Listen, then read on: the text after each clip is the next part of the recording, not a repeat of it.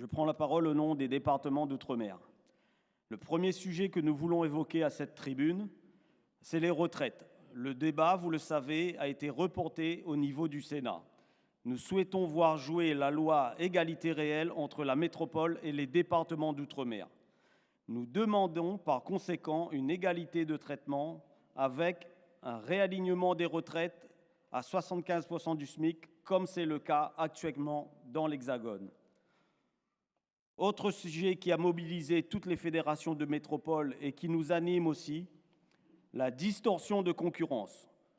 Nous voulons dénoncer les éléments d'importation extra-communautaires, les importations en provenance d'autres pays qui ne produisent pas dans les mêmes conditions que nous et que dans nos départements.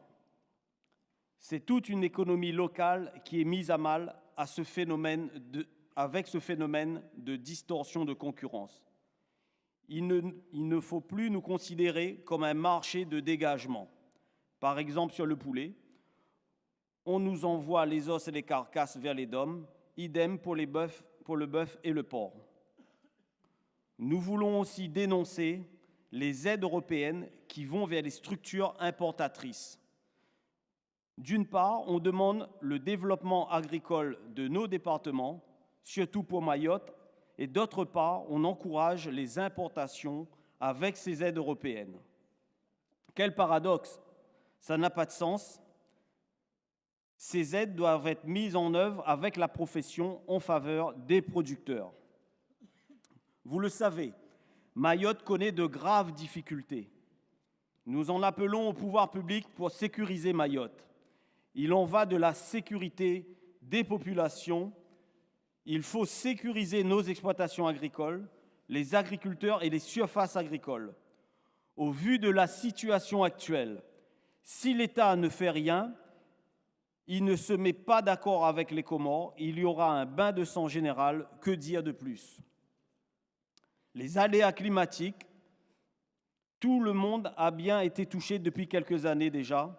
Nos territoires très fragiles subissent de plus en plus le réchauffement climatique. Avec des systèmes dépressionnaires de plus en plus violents, fréquence et violence des aléas nous conduisent à demander un ajustement des mesures. Comment anticiper la prochaine catastrophe climatique et ne veut plus seulement réagir au coup par coup? Quelles sont les mesures préventives possibles? Où en est-on sur le fonds de secours? Pourquoi les procédures et les délais ne sont-ils pas les mêmes qu'en métropole sur la demande d'acompte, par exemple? En Martinique, nous avons fait une proposition pour mettre en place un fonds de secours territorial avec une part prise en charge par les collectivités territoriales et à hauteur de 10% maximum par les agriculteurs, uniquement pour les petites exploitations de diversification. Ce genre d'initiative ne peut toutefois pas se substituer à un dispositif d'État. Dans tous les cas, cela ne pourra être qu'un complément. En conclusion, sur le fonds de secours, on ne peut plus attendre 2 ans le paiement des indemnisations. C'est totalement inadmissible. On n'a pas réglé le problème d'un cyclone qu'un autre a déjà frappé, ou bien une sécheresse.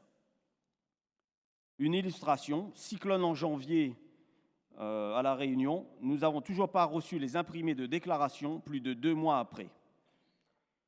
Nous demandons donc que ces fonds de secours soient complémentés par une caisse de portage. Conclusion, Frédéric. Pour tous les départements, nous accusons un problème aussi avec les MAE et les ICHN. Avec des retards de paiement plus significatifs, on a 2 ans de retard, voire plus, sur certaines productions telles que l'élevage et l'apiculture. Dernier sujet que nous voulions évoquer devant vous, le foncier, et en particulier la SAFER. Le département de La Réunion est déjà très avancé sur le sujet, terre en friche et insuffisamment cultivée. Les autres départements avancent également. Ce serait bien que la FNSEA nous appuie sur ce dossier. Se pose le problème de financement, voire même la mise en place d'une SAFER en Guyane et à Mayotte. Nous avons proposé une taxe de 2 € par habitant. Sans une SAFER dans nos départements, face à la spéculation foncière, tout peut arriver.